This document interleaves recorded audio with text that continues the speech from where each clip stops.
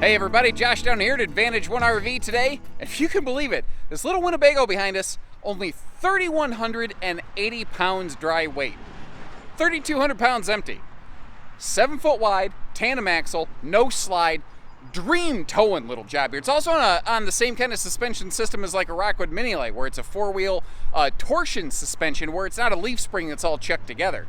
If you are looking for a solo or a couple's little compact traveler, you got a limited tow capacity, like you got a 4,500 pound tow rating or above or something like that, yank this thing around anywhere you want, anytime you want, and it's in fantastic shape. There's a bunch of accessories included with it, an upgraded on-demand water heater, so if you want to take long showers, if you got all the hair like I do, it takes a little bit longer to get through it. And actually, if you guys follow Traveling Robert on YouTube, he's one of Winnebago's ambassadors. This is the camper he started in, a 1706 FB right here, before it was updated to a 1708 FB. So, kind of neat little thing there. And if you're not familiar with him, check him out. His stuff's good, and it's really fun to watch.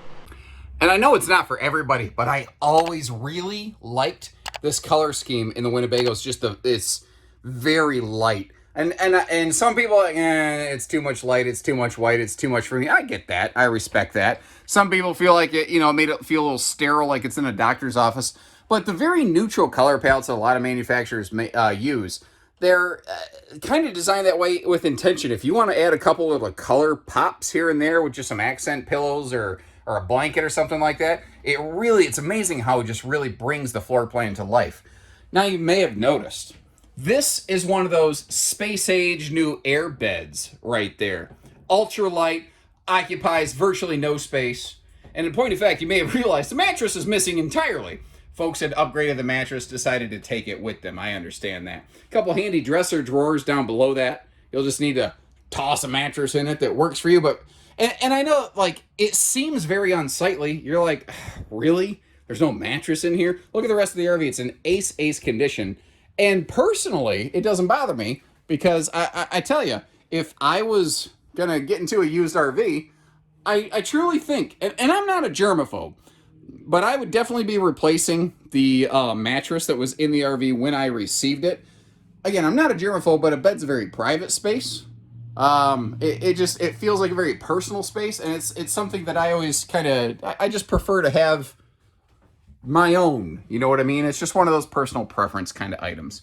The kitchenette over here, one of the cool things about this, if you notice, it's a full 2-door 6 cubic foot fridge freezer, which a lot of little trailers don't have. And if we look down here, look in the oven, you can see the storage. Well, it's not like there's not mouse droppings under the oven or in the drawers or anything like that.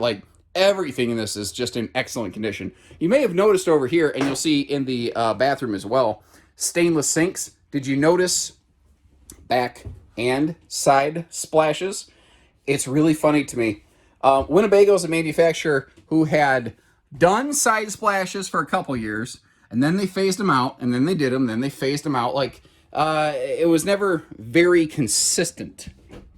Handy little, I don't even know if I call that little, good dresser, that could be dresser. I was looking for the word pantry, but if you pop those shelves out, which is a little bit of nothing to do, you could also convert that into a closet space. And then over here, this is actually a little miniature kind of hidden command center right there. And I think what I would do is I'd add some command hooks or something in there to kind of utilize that space a little bit. And I don't know, that feels like a good area for a little bit of a shoe garage for me, or rather it would. I'm at a funky angle. I'm sorry. I gotta spin you around like a record, baby.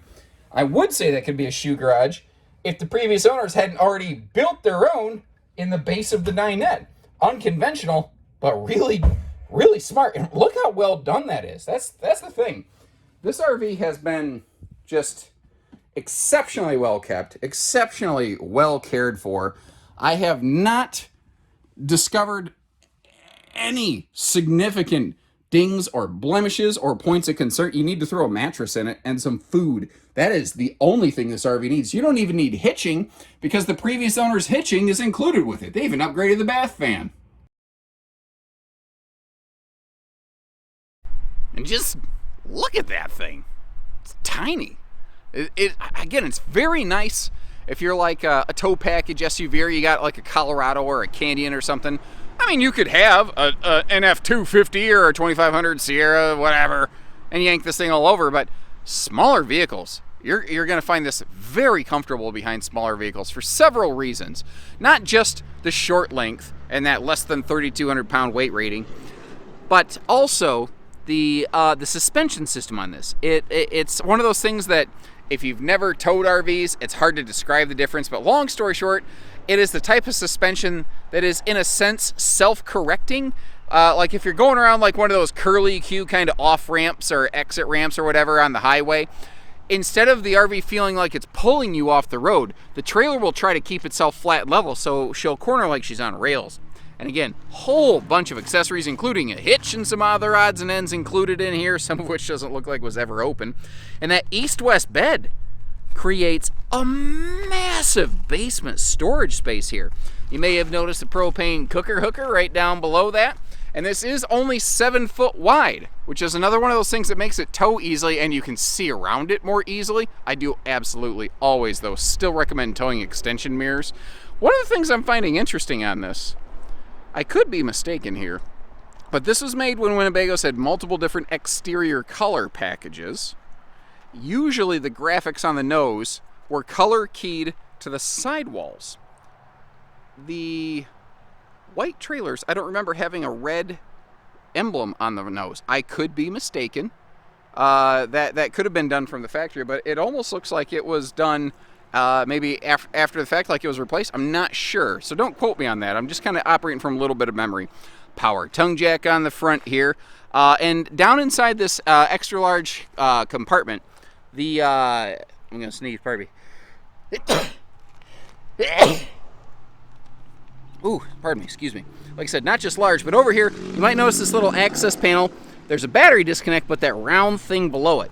This has had an aftermarket Furrion tankless on-demand water heater installed in it. And if I'm not mistaken, in the generation in which this was made, these actually standard had a tankless on-demand water heater. It was not a Furrion model, however. So that is an updated, replaced water heater. I don't know the what nor why. I just know that it's brand new.